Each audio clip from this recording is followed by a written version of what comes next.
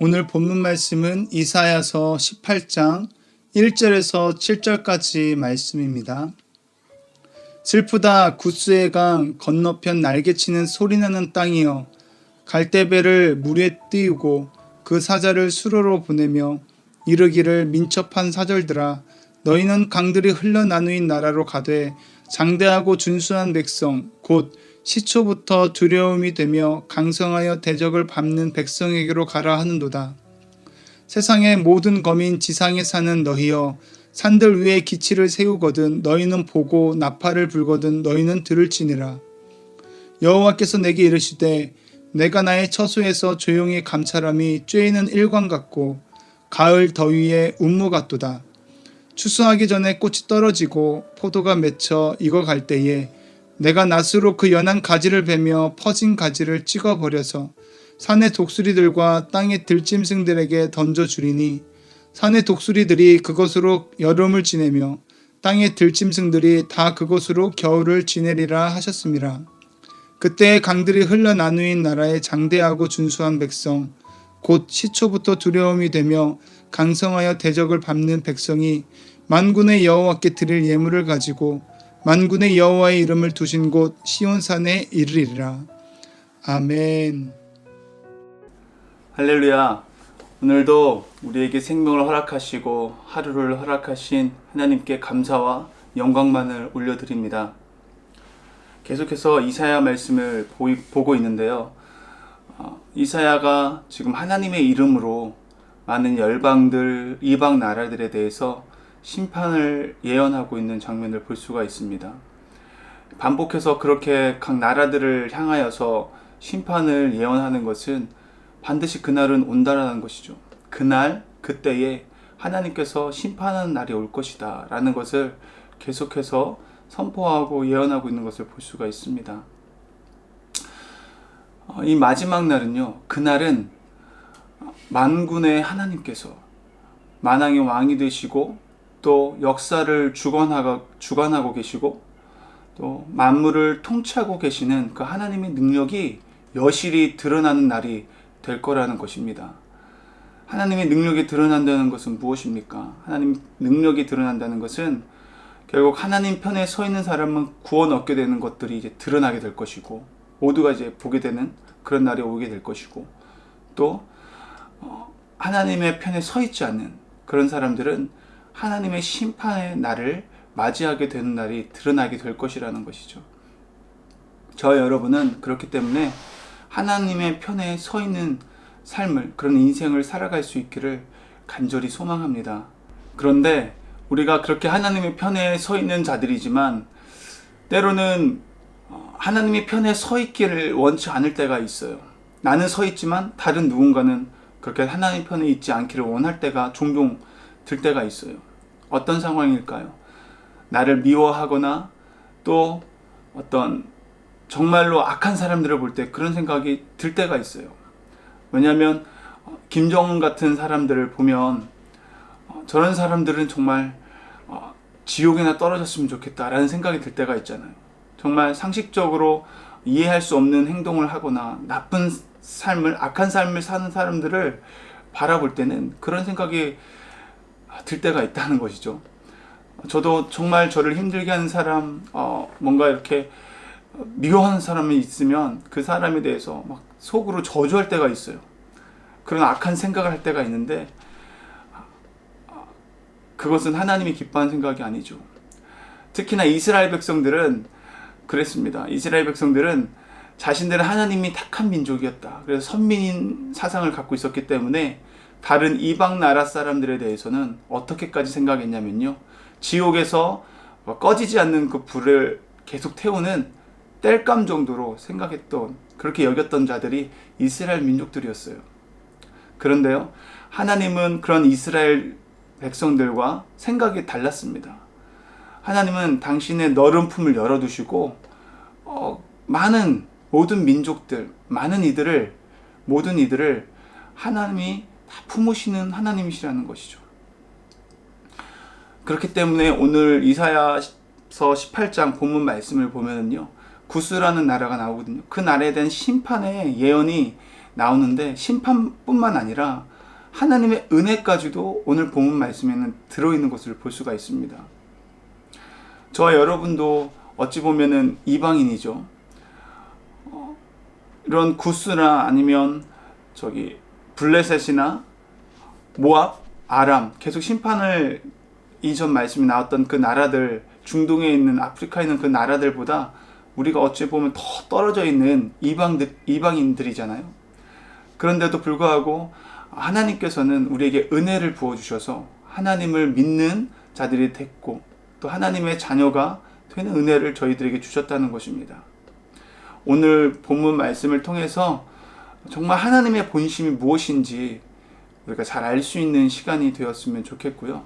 또 그런 심판의 예언을 하고 있는 가운데 하나님의 마음이 진짜 무엇인지 하나님 마음을 읽을 수 있는 축복의 시간이 되었으면 좋겠습니다.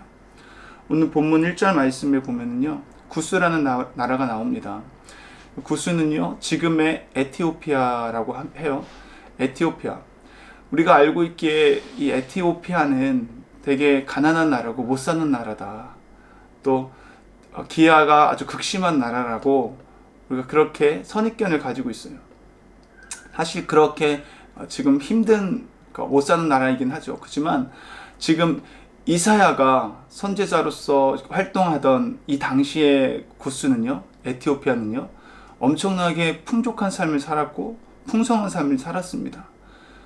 그것을 증명하고 있고 또 표현해주고 있고 수식하고 있는 것들이 1절과 2절 말씀에서 나오고 있거든요. 어떻게 표현하고 있어요? 날개치는 소리나는 땅이라고 표현하고 있습니다. 날개치는 소리나는 땅이라는 것은 지금 배부르는 소리가 난다는 거예요. 배가 불러서 기쁨이 매일매일 끊이지 않는 소리가 들린다. 정말로 그들이 잔치하는 소리가 끊임없이 들린다는 그 소리를 이렇게 날개치는 소리라고 표현하고 있고요. 또 보면은 2절 말씀에 민첩한 사절들아, 그들이 외교적으로도 이렇게 굉장히 머리가 잘 돌아갔던 것 같아요.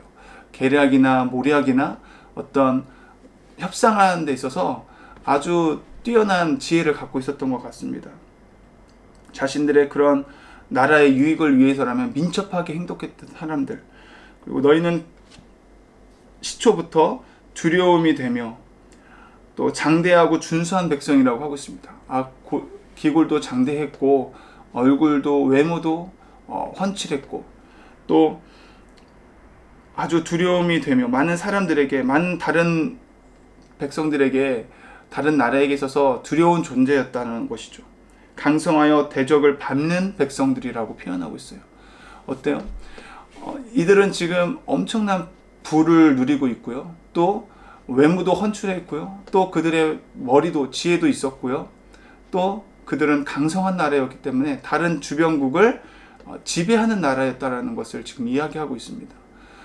정말로 모자랄 것이 하나도 없는 부러움의 대상이었던 그런 나라였다는 것이죠. 그런데요, 이런 나라를 향하여서 이사야는 어떻게 이야기하고 있어요? 부러워하는 것이 아니라 그들을 바라보는 시각이요, 슬프다라고 지금 이야기하고 있습니다. 굉장히 그들을 보면서 안타까워하고 있습니다. 무엇 때문에 그렇게 이사야는 안타까워하고 슬퍼하고 있는 것일까요? 지금 구스는 모든 것을 누리고 있지만, 모든 것을 가지고 있지만 그들은 하나님이 없다라는 것입니다. 하나님을 모르기 때문에 지금 이사야가 바라보는 관점에서는 굉장히 불쌍해 보이는 거예요. 여러분, 이것이 성경의 관점이고 하나님의 관점이라는 것입니다. 모든 것을 얻었어요. 모든 것을 가지고 있어요. 정말 풍족한 삶을 누리고 있지만 그들에게 하나님이 없다면 그 사람은 모든 것을 잃어버린 삶이에요. 그렇기 때문에 우리가 믿는 사람들이 봤을 때는 굉장히 슬픈 것입니다. 안타깝게 여기는 것입니다. 같은 개념으로요, 지옥 같은 삶을 살고 있다면 그 지옥 같은 삶 가운데서 하나님을 알고 그 하나님이 나와 함께 있다는 것을 믿는다면, 내가 그 하나님을 소유하고 있다면 어때요? 그 지옥이 아니라 천국이 될 수 있는 것입니다. 반대로 천국 같은 삶을 살아요. 모든 것을 누리고 있는 삶을 사는 사람이 있어요. 근데 그에게 하나님이 없다면 그 삶은, 그 사람의 인생은 가장 비참하고 가장 절망적이며 좀 가장 불쌍한 인생을 살아간다는 것이죠. 지금 이사야는 그렇게 구스를 바라보고 있는 것입니다. 또 구스가 이런 민첩한 사절들을 지금 보내고 있는 상황이거든요. 그래서 구스는 지금 이스라엘에게 동맹을 맺기를 요구하고 있습니다. 지금 아수르를 치려고 하는데 너희들이 좀 도와줘야 되겠다. 이스라엘 백성들에게 함께 동맹해서 아수르를 물리치자고 합니다. 그런데요, 이렇게 동맹을 하는 것은 서로에게 실리가 있어야지만이 이루어지는 것인데, 이 동맹을 하자고 하면서 보니까 아수르와 지금 구스 사이에 껴있는 나라가 이스라엘이거든요. 이 작은 나라 이스라엘이 껴있는데 만약에 전쟁이 일어나게 되면 가장 큰 피해를 입게 되는 나라가 이스라엘이라는 것이죠. 구스는요, 이스라엘을 이용해가지고 이 전쟁을 하려고 했다는 것입니다. 전쟁을 할 때 이스라엘 백성들이 너희들이 나를 위해서 좀 싸워줘라, 이 정도의 협상밖에 되는 것이 아니었어요. 결국은 구스는 이스라엘 백성들을 희생양 삼아서 나는 어떻게 하면 살아남을 수 있을까? 나는 어떻게 하면 덜 피해를 보고 어떻게 하면 내가 더 유익이 있을까라고 생각하고 지금 이 협상을 하고 있는 장면을 볼 수 있습니다. 구스는 그런 나라였어요. 어떻게 하면 내가 이 다른 사람들을 짓밟고 올라갈 수 있을까? 정상에 차지할 수 있을까? 어떻게 하면 나는 피해를 덜 볼 수 있을까? 어떻게 하면 내가 더 잘 살 수 있을까? 내게 유익이 뭘까? 그걸 계속 연구했던 사람이었습니다. 그런 나라였어요. 그렇기 때문에 지금까지 이렇게 부강한 모습으로 살아갈 수 있었던 것이죠. 풍족함을 누리며 살아갈 수 있었던 것이죠. 저와 여러분, 오늘 이 하루를 살아가면서 혹시 이렇게 살려고 발버둥 치고 있지는 않습니까? 우리가 하나님의 말씀이 기준이 돼서 우리가 가치가 하나님의 하늘나라가 가치가 되고 하늘나라가 우리가 소망이 되면서 어떻게든 하나님의 기뻐하는 일을 행하고 우리가 결국 선택하는 것들이 하나님이 원하시는 것들을 생각해야 되는데, 하나님의 마음을 가지고 세상을 바라봐야 되는데 그러지 아니하고 내가 여전히 주인이 되고 어떻게 하면 내가 더 많은 유익을 누릴 수 있을까라는 것을 고민하면서 이 세상 것들을 바라보고 이 땅의 것들을 내 삶의 우선 가치로 여기면서 살고 있지 않습니까? 여러분, 우리가 이 세상의 모든 것을 얻는다 할지라도 주님이 없다면, 주님이 원하시는 하나님의 말씀이 기준이 돼서 살지 않는다면 그것은 우리 모든 것을 잃어버린 삶인 것이죠. 지금 코로나 때문에 많이 힘들어합니다. 코로나로 인해서 지금 아주 어려운 시기를 보내고 있고요. 어려운 상황 가운데 있습니다. 그런데 이 상황 가운데서도요, 우리가 하나님을 붙들고 하나님을 더욱 신뢰하고 의지하면서 그 하나님을 내 안에 함께 한다는 그 믿음을 가지고 우리가 살아간다면, 그 전능하시고 위대하신 그 하나님이 나와 함께 한다는 그 믿음을 가지고 산다면 이 지옥 같은 이 시기에 우리는 천국을 누리며 살아가게 될 줄 믿습니다. 3절 말씀에 보니까 또 이렇게 표현하고 있어요. 구스를 세상의 모든 거민, 지상에 사는 너희여라고 되어 있습니다. 이거는 무엇을 말해요? 이것은 세상에 사는 것이 다라고 생각하는 사람들을 말하는 것이죠. 세상의 전부라고 여기면서 사는 사람들, 이 세상의 가치를 가지고 이 세상에 썩어질 것을 바라보면서 살아가는 너희 구스여라고 이야기하고 있는 것입니다. 그들에게 뭐라고 말하냐면요, 떠나가라는 것입니다. 다시 구스 너희 백성에게로 가라고 2절 말미에 보면 그렇게 적혀 있어요. 왜 그들에게 그렇게 가라고 할까요? 이사야는 이 전쟁은 하나님께 속해 있다는 것을 알고 있는 것입니다. 구원은 너희 구스에게 있는 것이 아니고 우리에게도 있는 것이 아니다. 구원은 오직 누구에게 있는가? 하나님에게 있다라는 것을 이야기하고 있습니다. 그래서 그 협상하러 온 동맹을 맺으러 온 사절단들에게 너희 나라로 다시 돌아가라는 것이죠. 우리에게는 하나님이 있다. 하나님이 이 전쟁의 주관자시다 라는 것을 이야기하고 있는 것입니다. 그래서 결국은 그들이 떠나가라고 이야기하고 있는 것이죠. 하나님이 있기 때문에, 우리에게는 하나님이 계시기 때문에 하나님이 구원하신다라는 것입니다. 그렇기 때문에 너희는 얄팍한 수작을 부리지 말고 너희 나라로 돌아가라는 것이죠. 3절에 그렇게 그들의 정체성에 대해서 세상의 모든 것으로 여기고 또 지상에 사는 너희들, 땅이 전부라고 생각하며 사는 너희들, 그들에게 들으라는 것입니다. 무엇을 들으라고 이야기하고 있죠? 산들 위에 기치를 세우거든 너희는 보라는 것입니다. 그리고 나팔을 불거든 너희는 그 나팔 소리를 들으라는 것이죠. 이게 무슨 말입니까? 산들 위에 기치를 세운다는 건 깃발을 꽂아 두는다는 것이거든요. 지금 아수르와 전쟁을 하기 위해서 협상을 하러 왔잖아요. 구스가. 근데 떠나가라고 하면서 이 전쟁은 하나님께 속한 것이다. 이 전쟁은 하나님께 속해 있다. 구원은 하나님께 속해 있는 것이다. 하나님이 하신다. 하나님이 우리에겐 있다라고 하면서 지금 이사야는 산 위에 기치를 세우라고 하고 있고 나팔 소리가 들 때 그것을 듣고 보라고 하고 있습니다. 이것은 다른 것이 아니라 하나님이 일하시는 것을 모두가 알게 되고 보게 될 것이다.